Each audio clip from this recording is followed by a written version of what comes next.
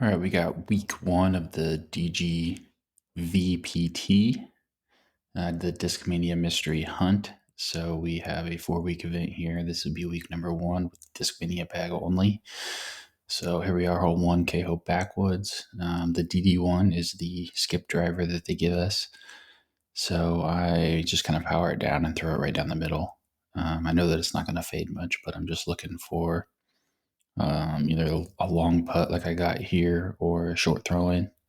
So happy with that one. Moving on, we got number 2 here.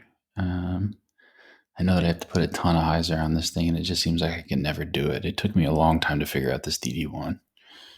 And I think that, maybe just playing this hole for birdie, I should have just won the PD2 on that one. But I still have a shot to go through the gap here. So get it up here. Got it up for a nice little kick-in birdie. So the prizes they have on this, top 5 get in real life discs. So that is obviously a goal for me. I think that would be pretty cool to get a disc from the game. So lining up on 3 here, just going PD. This is my normal play. I don't try to do too much here. I just want to make sure that I get it fading before that back tree. That inside tree is the one that gets you. So I don't want it to be anywhere near that. So I try to play it. I like playing the PD here and letting the shape of that disc just do the work for you. So here I would normally play PD, but I also normally have arrive to throw a second shot. So I decided to try to bite off a little more on this first one. Throw this paradigm on a forehand and throw it right behind this tree. I really thought it would fade just a little bit more, being the non-glide one. But gets a nice straight flight, even in the non-glide. So I pull PD2 out, aim it low, throw a little hyzer on it to make sure it gets going towards the basket. I'm just hoping that it gets within throw-in range. And I'm actually pretty fortunate it gets up here to 57 feet, which I feel pretty comfortable. This logic, I was actually very surprised with the logic. It actually throws a lot like the Challenger, which I'm used to. It's a little slower and has a little more lift. Plays a little bit more overstable, but it also has more turn, so I don't really notice it with these short throw-ins. So I was actually very pleased with the logic. I feel like it's given me a good chance to make up for some mistakes, definitely.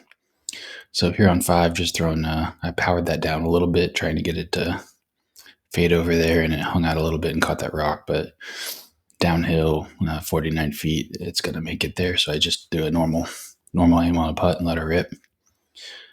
Here I was all excited because Westy showed me a PD line that I have a PD and I've never thrown it on this hole. And of course I get a headwind, so I try to manufacture a shot that I had thrown in practice a little bit, kind of a partial power PD2, hoping that it would fade a little more, but that wind just kind of hangs it out there.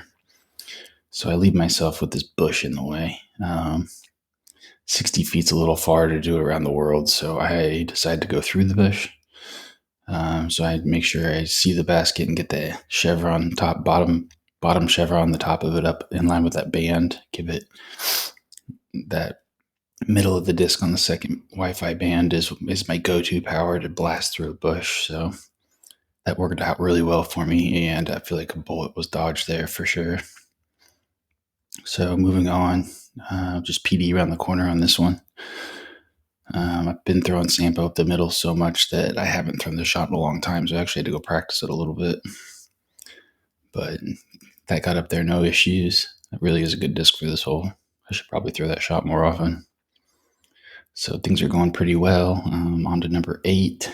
Obviously, I don't want to be too aggressive here, so I'm just going to throw it down here to the bottom. But this is too much stick, so I power it down a little bit. I'm just trying to get it to kind of skip down here to this bottom shelf. Right about where it ends up, that's pretty much what I had in mind. And so I'm going to slide left and kind of get this thing fading in from around this tree. I don't really want to hit this tree. I want to give myself a better look than from up on top of that hill.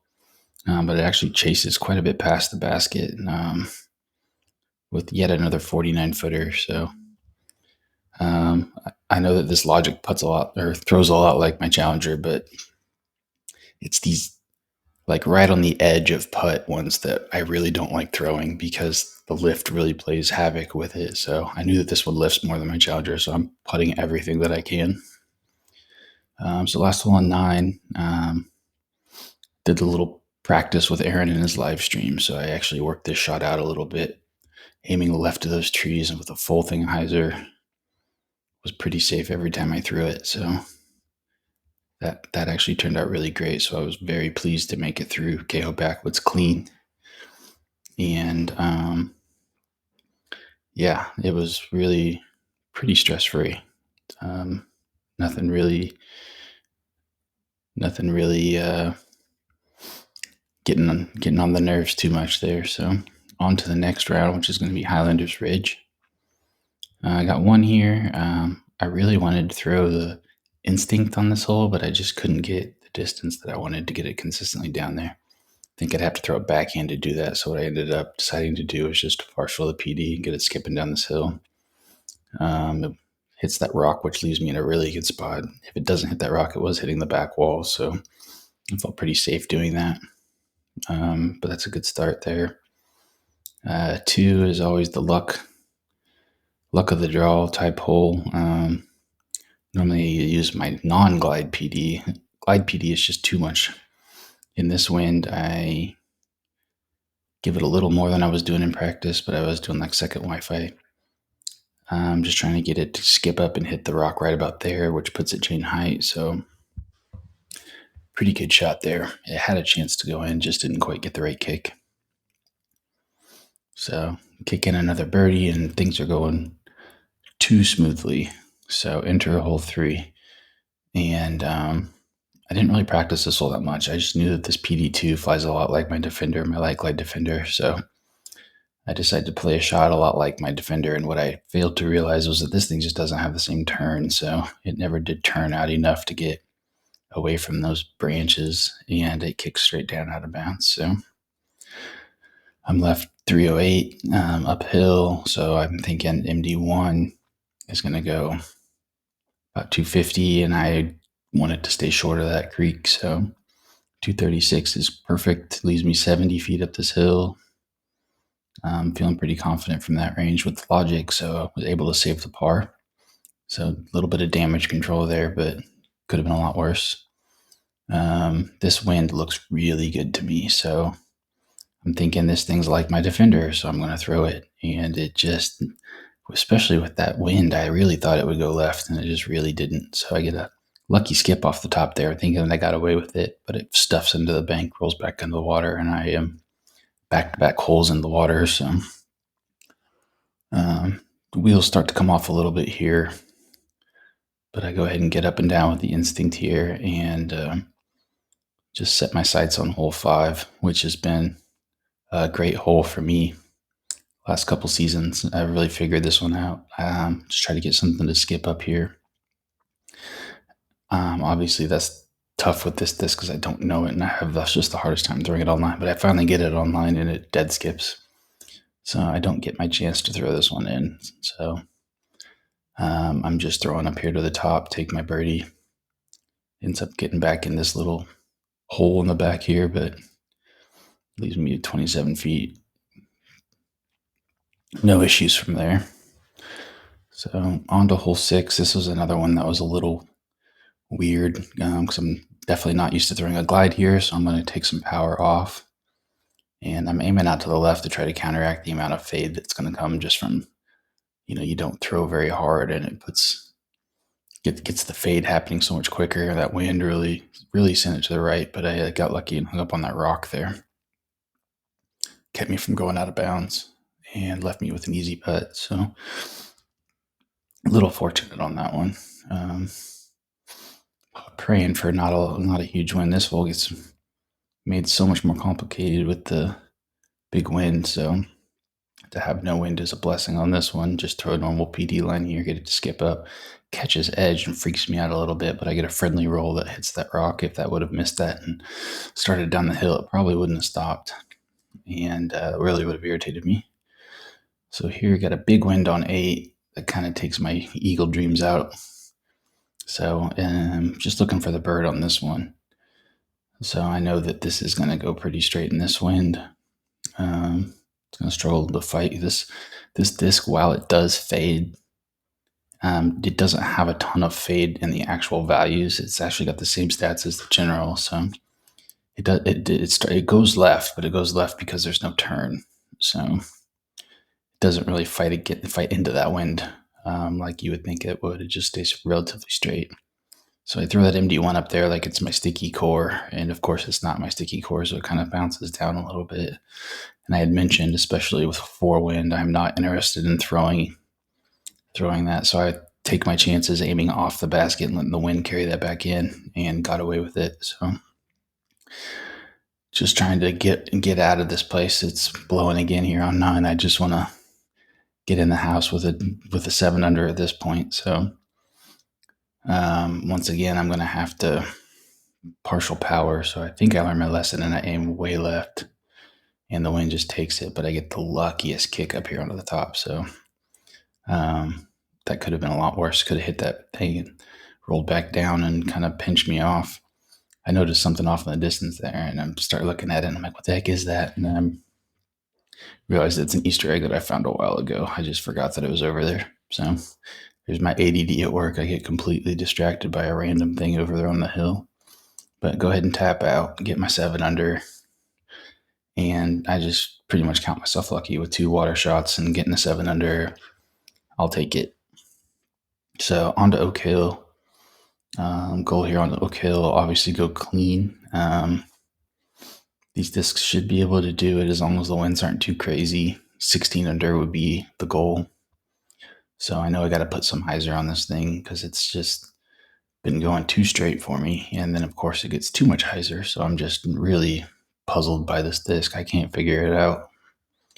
But leave myself 75 feet, which isn't normal. I'm thinking it's not too big of an issue, but I throw it on that up wobble, and it really hits high into the chains. So I'm just happy that one stuck. Thank you, new chains.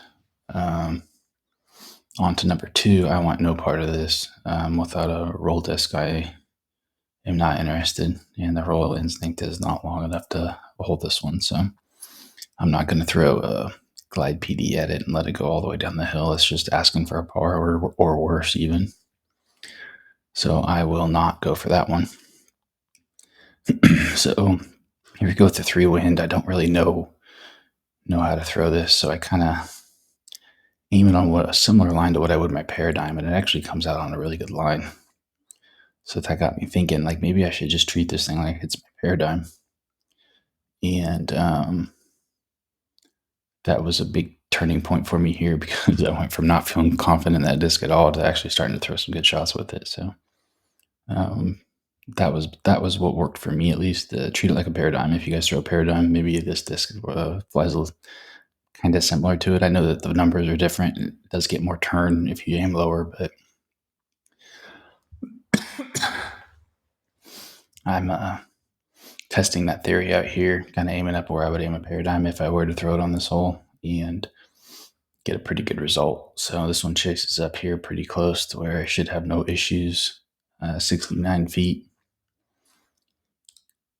Same yardage that gave me trouble on 1, but I make sure that I don't throw it on that uphill or that up sway. So trekking along, I was really happy to see no wind on this one, because this PD2 and wind, I haven't got it figured out yet, but with no wind, I know that it's relatively similar to my Defender, especially if I put a little bit of that anhyzer on it. And it really just clears those trees, no issue, and parks it. So I'm feeling good about that shot, and ready to move on to 6. I'm just hoping there's not a big tailwind on 6. With these shorter waterscape discs, they're still going long, and of course there's a big tailwind on 6. So trying to figure out how I want to deal with this. I kind of aim a little lower, and then I realized, I want to throw this up in the air, try to take some distance off of it like that. So I aim up towards that tree. I know it's going to turn a little bit out of the hand, coming on a really good line. Gets a big old skip, just misses the cage, and starts to go over that hill, but luckily checks up on top. Gives me an open look down here, so I adjust down for the elevation, adjust down for the wind.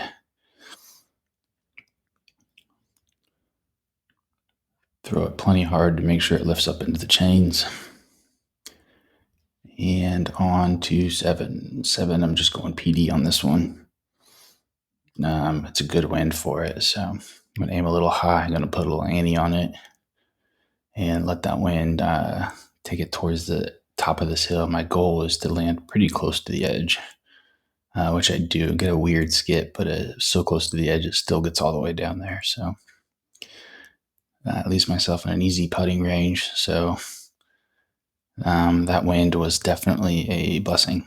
So I didn't have to try something weird that I hadn't practiced. So on to 8, another one that I really am hoping for a good wind, and I receive it. So once again, I'm going to try that paradigm line here. I aim down, kind of aim where I would aim my paradigm and throw it on a partial power, and it turns straight out of the hand. So I'm starting to learn this disc a little more. So it's like the paradigm, but it's going to turn if I aim it low because it's got a higher turn value. So figuring it out, got away with it because it did stay up on top of the hill. So I've got a nice open look from 72, which I've had a whole bunch of those, and I'm feeling pretty confident with the logic. So I'm get clean through Oak Hill, which is awesome. I'm really excited. At this point, I take a deep sigh of relief and get to this hole, and I just can't help myself. I got to try to run this. I've got a really good line with the Rive, so I'm thinking I can just put more hyzer on this and give it a chance to go in. And aim a little further left and a little more hyzer. Make sure it doesn't hit that tree, the Mando tree. And I let it go, and it's coming out, and it's looking really good. And it takes that big old skip, and it goes way over the basket. That tailwind just pushes it so far along and actually touches out of bounds and slides down right behind the tree. So I am absolutely kicking myself right now. Couldn't believe I did that. So now I'm trying to save it, slide left, try to go forehand because I have to go forehand. Adjust for the wind, adjust for the elevation, add about 30 feet for the forehand. Trying to figure out how much hyzer I want to put on this to get it to go towards the chains. And it just fades a little bit too much. I almost got away with it. So I'm really hoping that doesn't come back and bite me because that was such a dumb idea. I didn't need to do that. Just take your 16. That's fantastic on that course. So on to the final round, and I see Sunshine Glade pop up, and I'm thinking, awesome. But then I'm also thinking now that I don't have any disc that I know how to throw at this. So I pull out this drop for the first time, and I'm like, this is the right distance. So I know that it's low lift, like a harp. So I kind of aim where I think a harp would go, let it rip, and just smack the band. So it's a great effort, but it was not to be on that one. And mop up the bird, and let's see what comes next.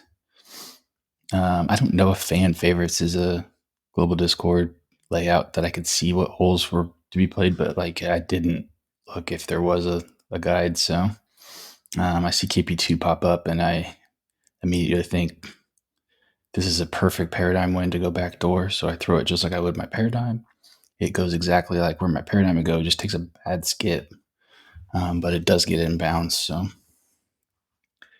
I will take that for sure. A little further away than I would normally be. So I'm adjusting down for the elevation, adjusting down for the wind. I'm kind of visualizing what I think this is going to do. I'm thinking it's going to go pretty straight with that the headwind pushing left to right. And it does, and I'm able to make it. And the logic is the MVP of this tournament, man. I'm making everything. So very happy so far. Get to Ikigai Springs 3. This would be a light defender for me, so I go ahead and try the same line with this light PD2. Works out great. Clears the river, takes the corner. I'm a little pinched off. Trying to decide if I want to go skip or if I want to go with that water skip, but I decided to go full skip and just throw it on a big ante. And the idea is if I overturn it, I'll smack into this rock here and hopefully get a look. If I underturn it, it'll give me a better chance to skip through the trees. And if I throw it just right, there's some stuff back there to stop it. So I just took the big dog and let her rip, and ended up with this 62-foot look, which I'm very happy with. and able to cash that. And on to the fourth hole, and that is Lakeside 4. So this has been a 4-hand water skip hole for me, and I use my extra glide water skip paradigm. So I'm pulling 4-hand, and I'm looking, and I got this non-glide paradigm, and with the 2 headwind, I'm thinking that this just isn't going to make it. So I go PD2, switch back to backhand, and I have learned from my lesson on Highlander 3 that I have to put ante on this, and the headwind just cranks it over right into the sail, and I am screwed. And nope, I somehow stayed on the dock. So now I'm thinking, all right, well, at least I can save eagle. And I'm looking at 132, and I'm thinking I might as well just put a run on it, and started lining up the bottom chevron, and I decided to go to the middle chevron, which is what I do when I want to get a little more of a direct route. Pick the power that I think is right, what I would throw a challenger on, and it just cashes again. And the logic has just been incredible. So major props for the logic, saving my skin yet again. And that's a dream start. So got a big right to left 3 wind. I'm thinking little ante on this PD2, and it'll sail right over this wall. And what I didn't see was the tail aspect of that wind. So that really stabled that disc up. And I was not even close. Just an awful shot. So I'm going to give it another shot here. Go forehand with this PD2 again. I'm in full scramble mode now. I'm just trying to get something up here on the corner. And for whatever reason, it doesn't fade this time. So kind of hard to get a read on that one too. So now I'm just a mile from the basket, dead into a 3 headwind. The only skip disc I have is this thing, which I have no freaking clue what it's going to do. So I just put a ton of hyzer on it, and I just threw aim low and let it go, and it overcooks. I got way too much hyzer on it, and it skips all the way down here. So now I'm just pleading for the disc golf gods to get me off this hole, and I'm looking 80 feet uphill, 3 wind, left to right, gonna get a lift.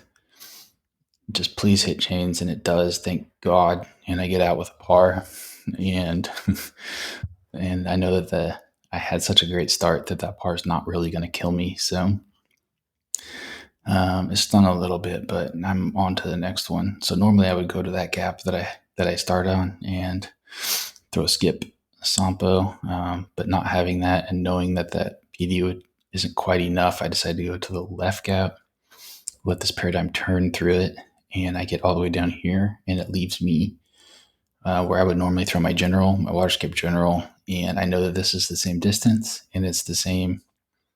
I throw a paradigm for my glide one, so I know exactly how much hyzer to put on it, and this ends up being just an easy eagle for me. So take a nice deep breath, and I'm relieved that I was able to have a stress-free hole after making that marathon par on the hole before. So moving on, got Crow's Nest 7. I'm just going to throw, I know this is too much, but at this point I don't really care. I'm going to go ahead and let it go long and deal with the comebacker. I just want it to be safe. I don't want to try to partial it or mess with that or get too cute. So I just rip it long and deal with the 60-footer down the hill. Comes out a little low, but I get away with it. A little lower than I thought it would. So 2 more holes to go. Hanging in there. So here we have lost out on 8. So I do my paradigm play, hoping that I get as far right without catching collision as I can, and that's about as perfect as I could throw it. Gets a monster skip off the ground here. I've never seen the thing skip so dang high. So it catches the tree, but it ends up in a good spot here. I mean, you can't complain about 488 approaching in 2. So I'm thinking that's plenty of distance for this PD2. I don't want to overturn it, so I just want to kind of throw it into this hill and let it funnel down towards the basket. Instead, I throw it directly into that rock, which is not awesome. And I need to call on the logic one more time to hit a 100-footer for eagle. and I line it up just like I would a Challenger, give it the same amount of power, and it finds chains. So yet again, saving my skin. And I'm down to the last hole, which is Harrowing Woods 9, which is another hole that I throw Paradigm off of. So feeling good. Just throw that normal Paradigm line.